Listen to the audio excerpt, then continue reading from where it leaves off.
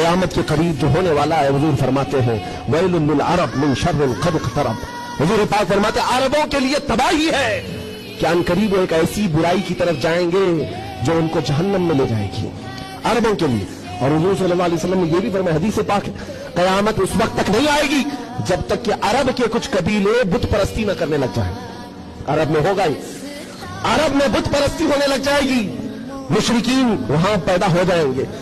ये हदीस में 1400 साल पहले मेरे आका ने फरमाया। तो तुम कभी उनको जुब्बे कुब्बों में देखकर, पूजा पाठ को देखकर ये मत समझना इस्लाम फ्लेक्सिबल है, इस्लाम में सब कुछ हो सकता है। वो तो आप नशे के अड्डे भी खोल नहीं रहे और खोल रहे हैं। शराब पर से पाबंदी हटा करके सऊदी अरब में अब शराब बेचने पर भी बात आ गई। औरतों का हिजाब खत्म है, मुशरिकीन का दाखिला ममनू था, लेकिन अब मदीने रसूल में भी मुशरिकीन का आना और इसकी इजाजत दे दी गई है। ये सारी क़यामत के करीब के हालात जो हुजूर ने पहले बयान फरमाए, लेकिन उनके ये सारे कारनामे हमारे लिए दलील नहीं है। हरम मक्का का इमाम क्या करता है ये हमारे लिए दलील नहीं, सिद्दीक अकबर क्या कहता था वो हमारे लिए दलील है, फारूक आजम क्या कहता था वो दलील है, उस्मान गनी और हैदर कर्रार क्या कहते थे वो दलील है। ये बिके हुए लोग अगर मिंबर पर चढ़ गए तो इनके खदो खाल देख करके तुम मत बिगड़ जाना।